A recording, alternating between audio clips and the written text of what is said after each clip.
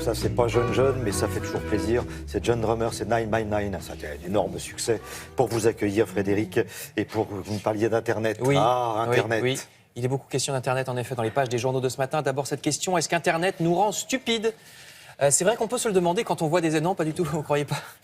On peut se le demander quand on voit des articles comme celui-ci dans Le Parisien aujourd'hui en France. Voici le dernier défi sur Internet. Il s'agit d'être plus maigre que le petit côté d'une feuille de papier A4. Vous voyez la photo, hein, c'est complètement idiot.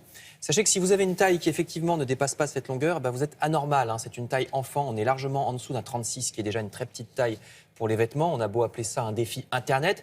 Non, c'est pas un jeu, c'est une maladie mentale. Hein, maladie notamment des jeunes filles qui ont un problème avec la féminité, c'est-à-dire le ventre qui se rapporte à la femme enceinte, par exemple.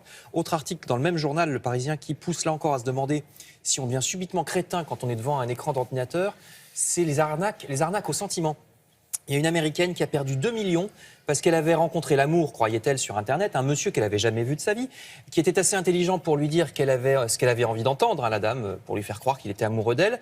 Elle était totalement charmée. Il était soi-disant engagé dans un vaste projet immobilier en Afrique. Du coup, elle lui envoyait des virements de 30 000 € à chaque fois, sans avoir jamais vu le gars. Hein, c'est ça qui est formidable. Alors, c'est assez fréquent dans l'autre sens aussi, Thomas. Je suppose que tu as toi aussi, comme moi, des jeunes filles sublimes qui veulent absolument t'épouser. À condition de leur envoyer de l'argent. Non, t'as pas ça sur Internet, toi? Moi, j'ai plein. Non, dis donc. Ces arnaques représentent 230 millions par an, rien qu'aux USA. Alors, on n'écouterait pas un inconnu qui nous aborde dans la rue pour nous dire ce genre de choses. Mais laissez-moi, monsieur. Voilà, sur Internet, non, mais peut-être que les psychiatres expliqueront un jour pourquoi. Sur un écran, on y croit. Je vous renvoie aux Parisiens.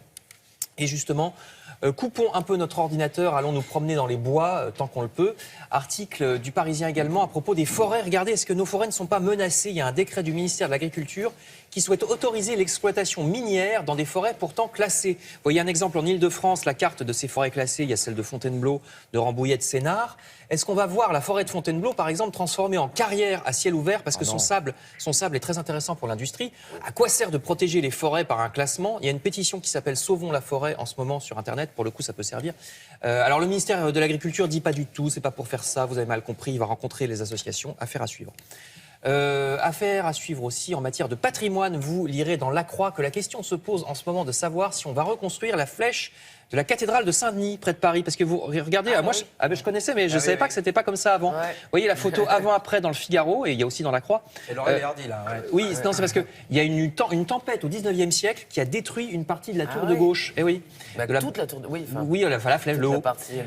Oui, ça va se faire, la basilique où sont enterrés les rois de France. Alors, il y a des études qui viennent d'être lancées pour voir si on peut le faire, parce qu'elle n'est pas toute neuve, la basilique. Est-ce qu'elle peut supporter le poids? Autre projet, je termine, cette fois à Angoulême.